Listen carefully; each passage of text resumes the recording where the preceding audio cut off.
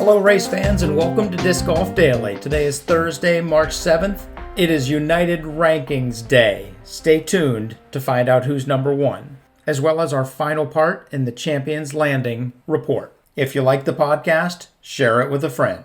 On to the news. Our number one news story of the day. Well, actually, before I tell you, I want to tell you a little story about, I think it was 2018. I was the tour director, and I somehow got I was a tour director of the Pro Tour, and I somehow got a phone call with the marketing manager at Southwest Airlines. I honestly don't know how I made that happen, but I did. So for about 45 minutes, me and the marketing manager at Southwest Airlines had a nice conversation. The idea was to put a runway on the longest hole of each course and then have it be the Southwest long drive or something like that and donate money. And I think I proposed $50,000 to him to be the sponsor of the Pro Tour. And he politely looked at our numbers and said, even if these numbers are real, it's not worth it. And I asked him, what if I charge you $0? I just want to be associated with Southwest Airlines. And he laughed again and said it's still not worth it because he would need to put a person on it and they would need to spend 8 to 10 hours a week making sure that everything happened the way it was supposed to. And he said it's just not worth it. And I learned a big lesson that day that disc golf was not ready for A-list companies. Today, we are. I'm very happy to announce our first news story of the day. Microsoft Teams will be the presenting sponsor of the Preserve. Yes, you heard that right. Microsoft Teams. You'll be able to connect with your favorite players on the Microsoft Teams platform, starting specifically with Anthony Barella. Link in the show notes if you want to submit your questions to the Anthony Barella AMA on Microsoft Teams. Jeff Spring says, we're delighted for the opportunity to work with Microsoft Teams this season.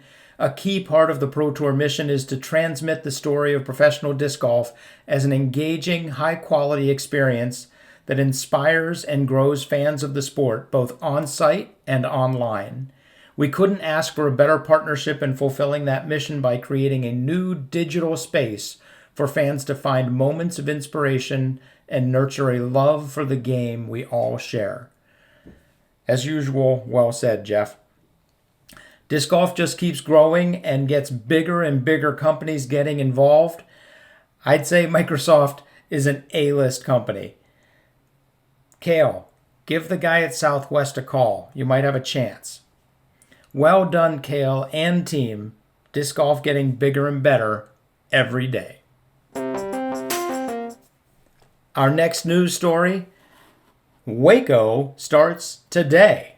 At the DGPT press conference yesterday, Kristen Tatar talks about how she misses her Porsche, and she's excited for what the Porsche deal represents, which I think was a really nice thing for her to say. She's also excited to be back in the States in the nice weather and competing on the Pro Tour. Well, Kristen, we are all excited too. Ricky Wysocki was all smiles as he explained his most recent barter. He traded lessons with a professional cook, so he taught the professional cook how to throw, hopefully better. And in return, the professional cook made a nice prime rib and asparagus dinner. I don't know for how many people, but Ricky and a restaurateur trading skills. It's weird. It's weird being jealous of both sides of a trade. I feel like they both won. Paige Pierce says her distance is not fully back, but she's not too worried about that holding her from scoring. She also says she's feeling some pain when she has to lean out over her left foot. I think we can all agree that if Paige does go off the fairway, we hope she goes off to the left and leans out on the right. We are rooting for you, Paige. Welcome back. And lastly, Kyle Klein, when asked if he thinks he should win, since he is the reigning champion, replied simply and correctly, yes, I feel like I can win, and this course is one of my favorites. Those words are easier said than done. Let's look for Kyle to make some moves in Waco. Our next story, the Bob West Memorial Award nominations are now open.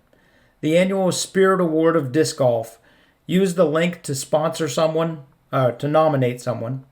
This award represents why the disc golf community should be so tightly knit. And our final news story of the day, Todd Lion has been promoted to the Deputy Director of Event Support.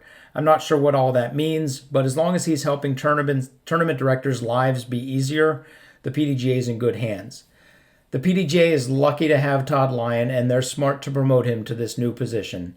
I personally have dealt with Todd many times, and I'll admit I've always come away smarter and better prepared than before our interaction.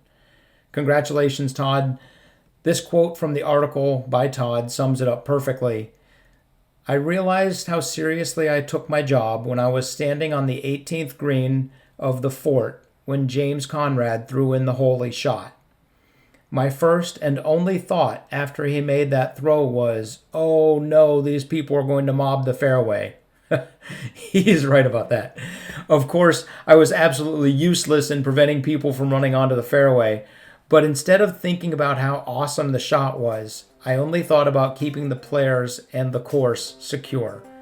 We are lucky to have you, Todd. Keep doing your job very, very well. Next up, our disc golf stats and the Champions Landing conclusion.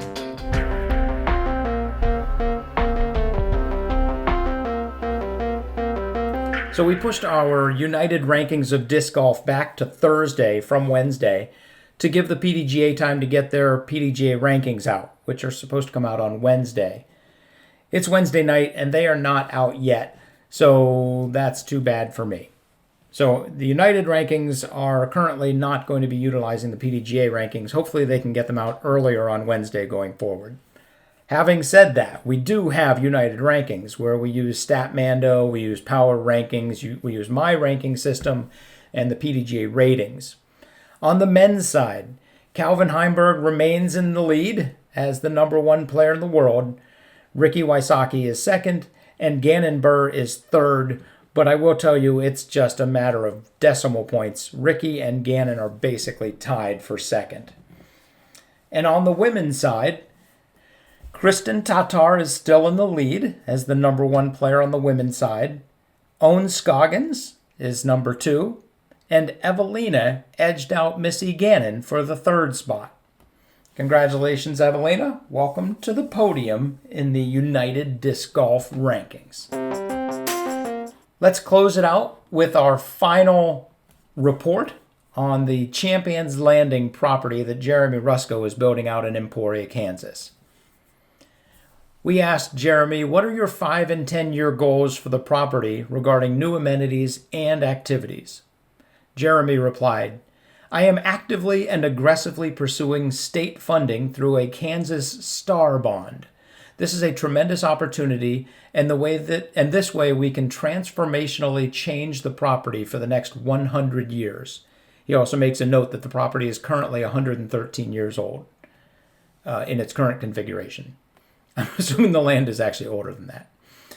If this funding is successful, I am optimistic that there will be substantial funding to make a brand new golf and disc golf course. This course would be designed with disc golf at the front of mind and golf at the back, instead of the other way around. He's looking to have Eric McCabe be one of the primary course designers. So golf is still happening. Is it in the long-term plans? Jeremy's reply, golf is still happening, and I plan to have that be a part of the plan moving forward. All that said, golf is expensive to support, and disc golf is growing. I'd like to keep the 113-year history of the golf course/country club, but we'll learn a lot this season as to what works, what doesn't, and what the future looks like. If there is a golf course, I see a world where it is more of a executive-style golf course and likely utilizes synthetic turf tees and greens. And he makes a comment that those have advanced a lot in the last few years. I believe that.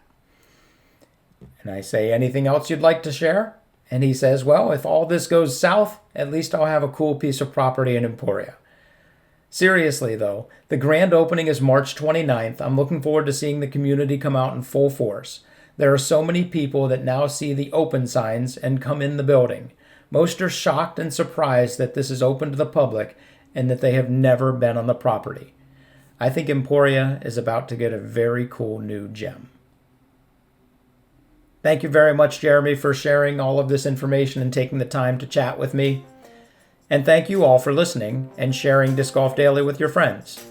If you have any thoughts, news, or opinions, shoot us an email at discgolfdaily@aol.com.